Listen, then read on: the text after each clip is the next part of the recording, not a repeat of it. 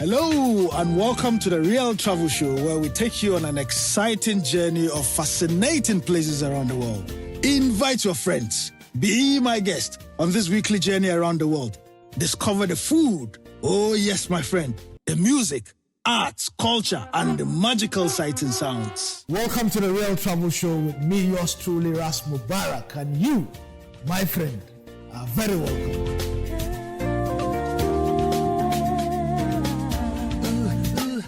From Amsterdam Airport here in the Netherlands, it's yours truly, Ras Mubarak.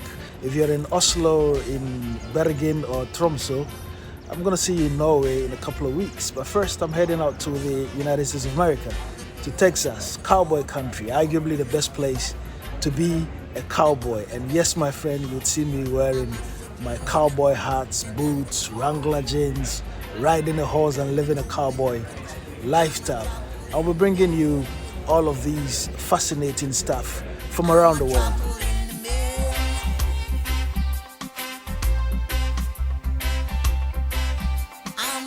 Very shortly we'll be landing at Hartsfield-Jackson Atlanta International Airport. Our flight to this place has been 9 hours 25 minutes from Amsterdam in the Netherlands. It's been an enjoyable flight and I'm looking forward to touching down. Now, in case you did not know, the Hartsfield-Jackson International Airport is the busiest airport in the world. It is one airport that is crucial to the economy of the state of Georgia. This airport alone generates about $34.8 billion annually. So that's quite significant in terms of revenue mobilization. I'm going to be connecting to another busy airport, Dallas-Fort Worth International Airport. That is the 5th busiest airport in the world. Seeing, they say, is believing. I'm heading to my boarding gate. To do that, I would have to pick a train, underground train, of course, and that is all within the airport. That is how well structured this particular airport is. Forget about Dubai Airport. This is the busiest, and we are looking forward to our journey in this country. We can't do so many states and we can't even do so many cities.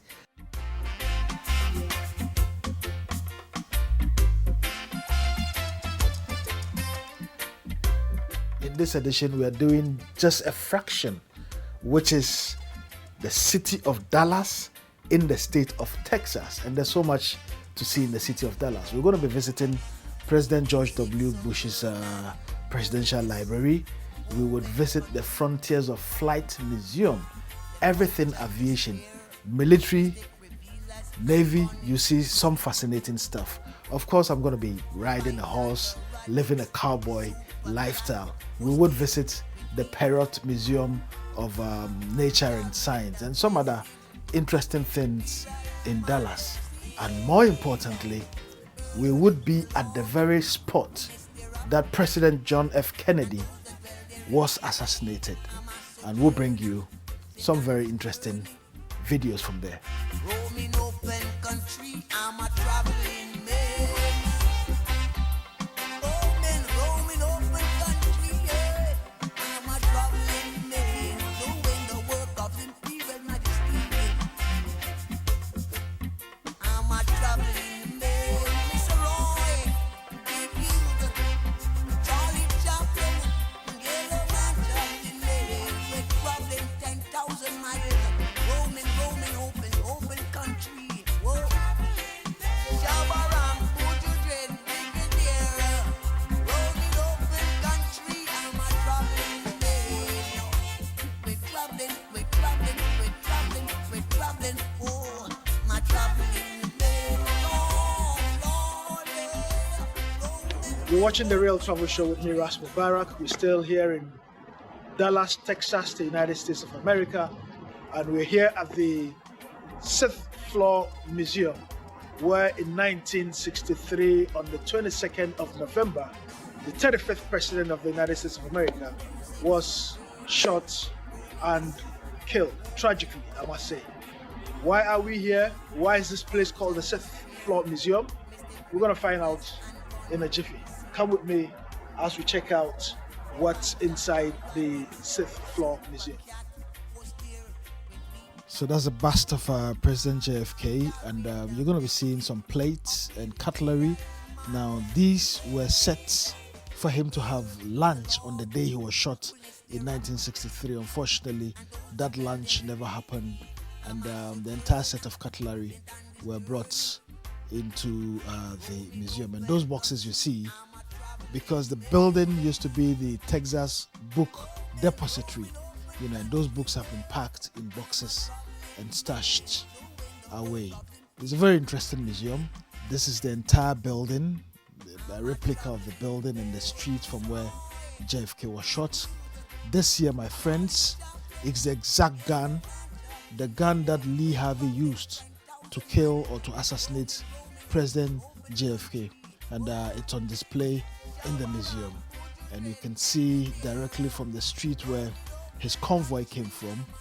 And you can see from this picture that was taken in the 60s, this is how everything happened. He looked across the window, as you can see, vehicles coming, and then shots fired from the president's convoy just at that particular bend. Very tragic indeed.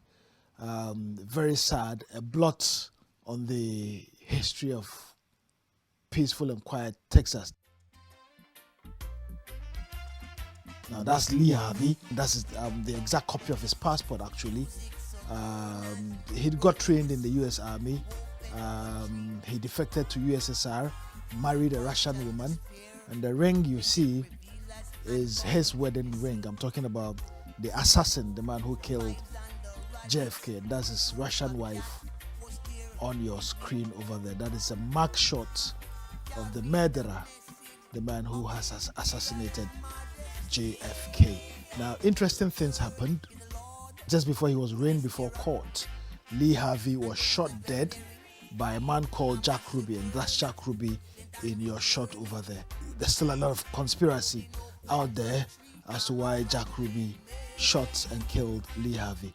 But that's President John F. Kennedy's mortal remains carried onto a flight for the memorial service, as you can see again in your shot over there.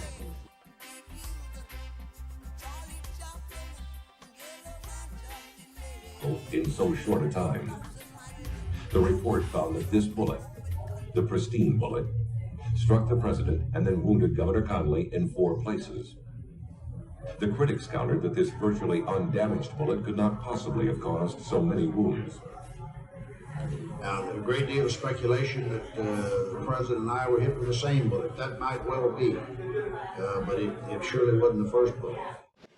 Whatever the praise or criticism, this monument behind me is a painful reminder to residents and visitors alike of the shame that one of its residents, Lee Oswald Harvey, brought to this city on that cold November day in 1963 when he assassinated the 35th president of the United States of America.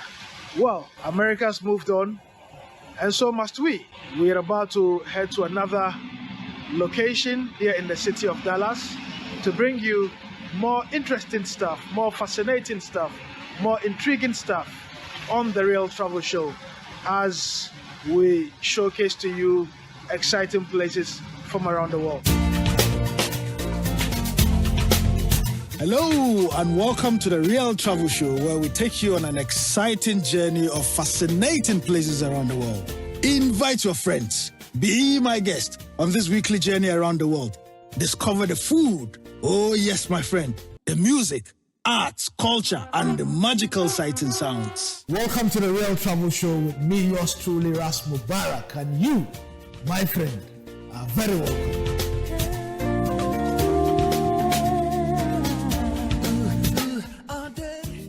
Welcome back to the program. My name is Ras Mubarak and you are watching The Real Travel Show. We are coming to you from South Lake in Dallas, Texas, United States of America.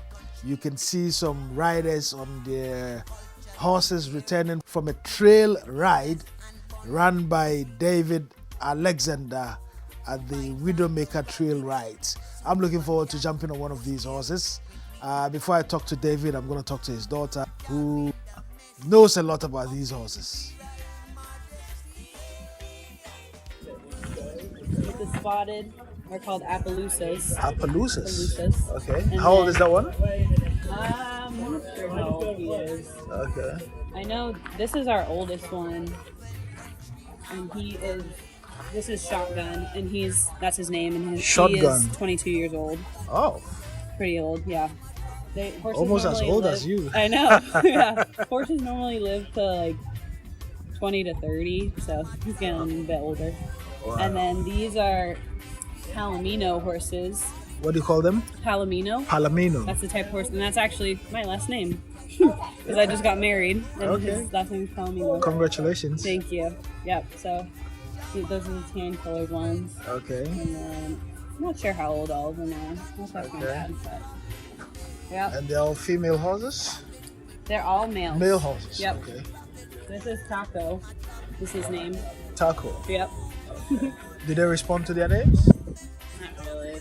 You've never really. Not really. Not really. No. Yep. Yeah. So what is it like? Looking after these awesome animals. It's a lot of work for sure. A lot of People work? think it's easy, but it is a lot of work, and it's pretty expensive too. But they're all very tame and very chill. Horses have a very chill vibe.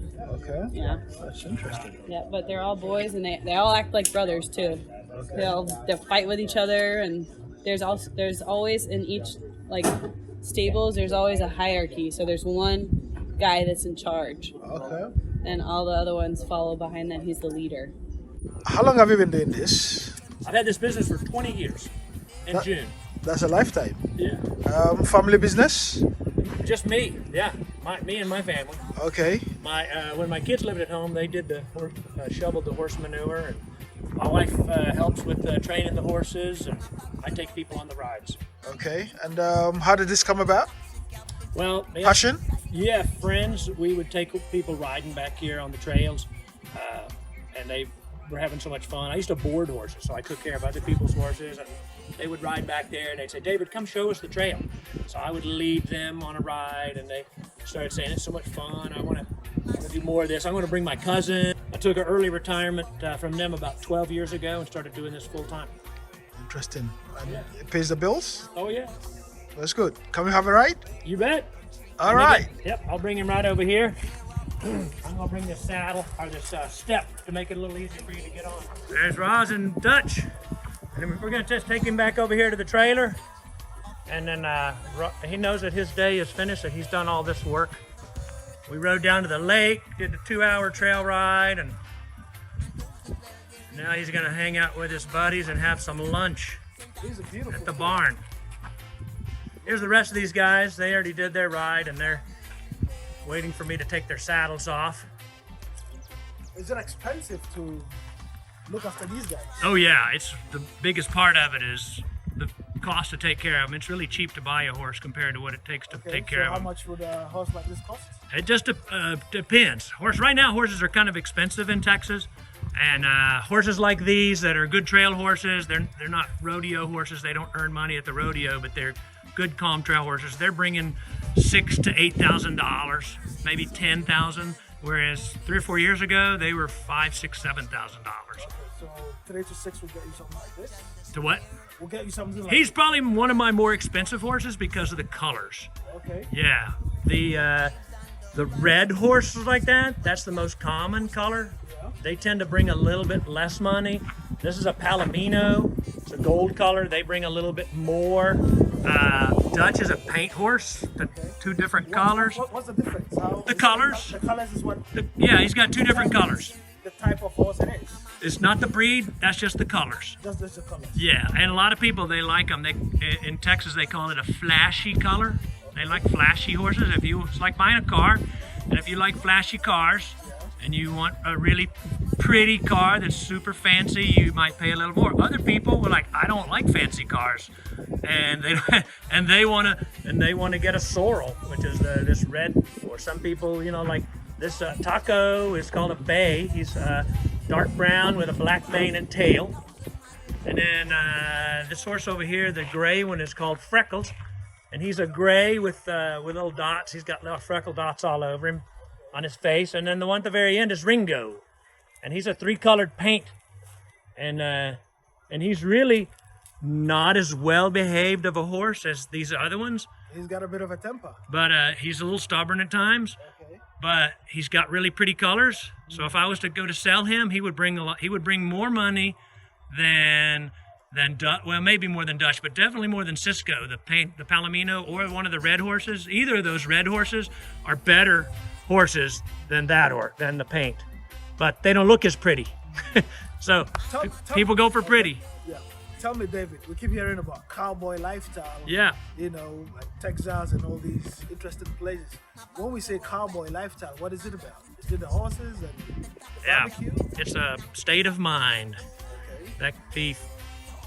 That the dream of, you know, being out in the country and being around horses, and but there's a lot of people that are, you know, they wear the Western clothes, and they are at least as much of a cowboy as I am. The traditional word cowboy meant that you managed cows, and you don't see any cows around here. I don't see any cows around here. Yeah. So, you know. So it's hard to call me a cowboy because I don't manage cows.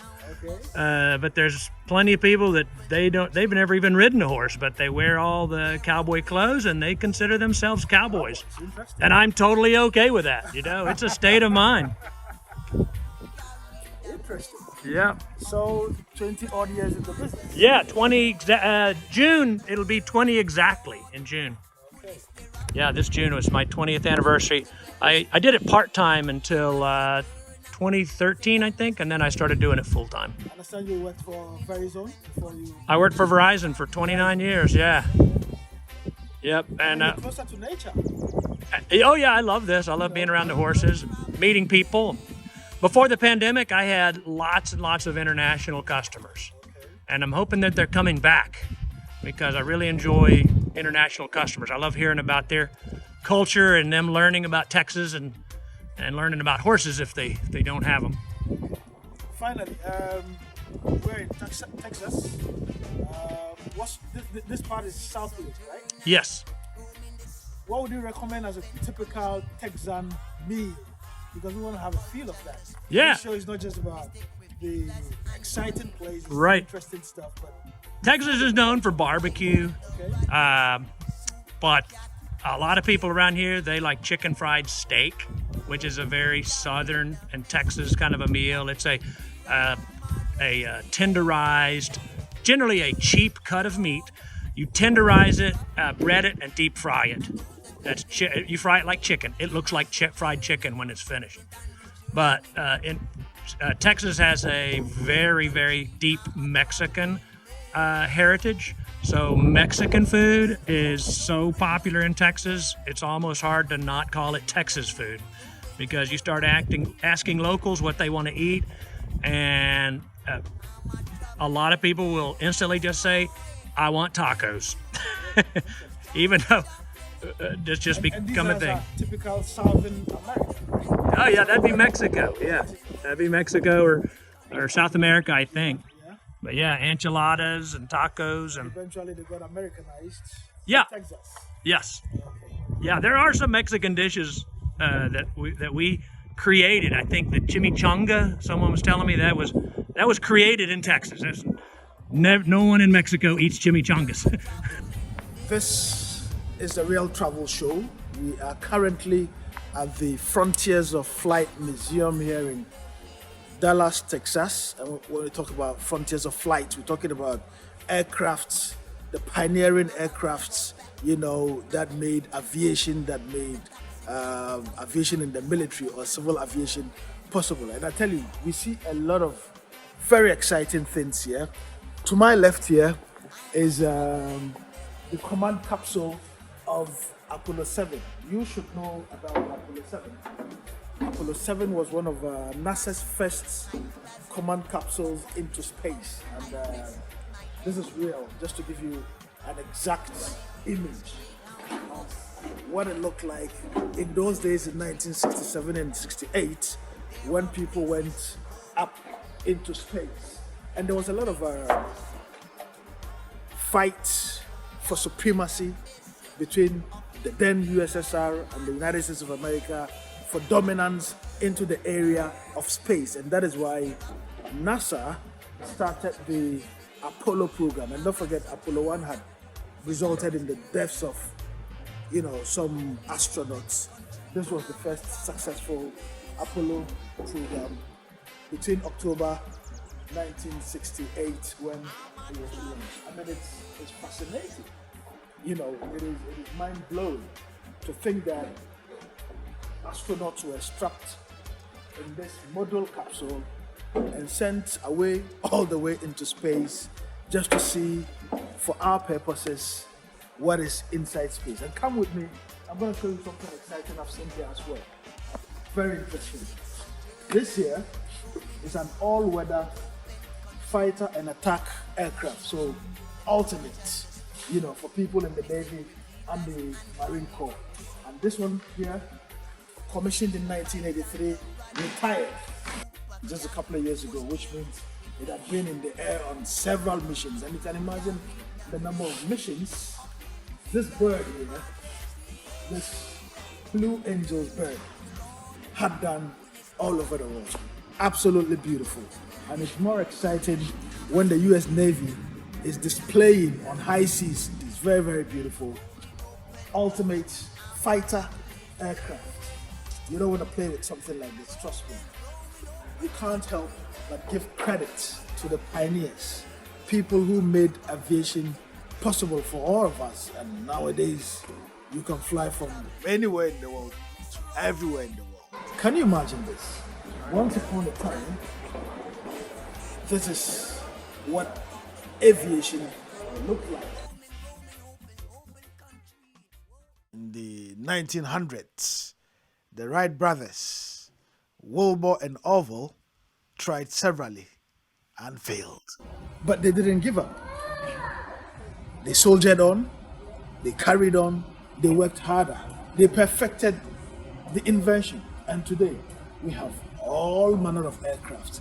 That, my friend, is the can-do spirit, and that's the spirit that should drive future generations into coming forward with newer innovation, newer inventions for the best interests of this human race. Hello and welcome to the Real Travel Show, where we take you on an exciting journey of fascinating places around the world. Invite your friends. Be my guest on this weekly journey around the world. Discover the food. Oh yes, my friend. The music, arts, culture, and the magical sights and sounds. Welcome to the Real Travel Show with me, yours truly, Ras Mubarak, and you, my friend, are very welcome.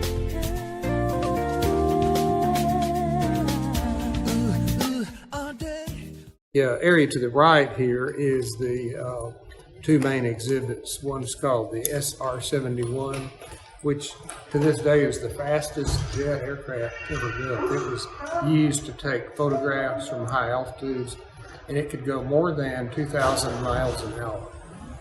It was said that if you could fire a bullet from New York to Los Angeles, that airplane would outrun the bullet. It was so fast. And it could go as high as 80,000 feet. So it couldn't be shot down because nobody else could get that high. It was used to take photographs, and it was very expensive to operate. So satellites have taken over the job of photographing high altitude things today.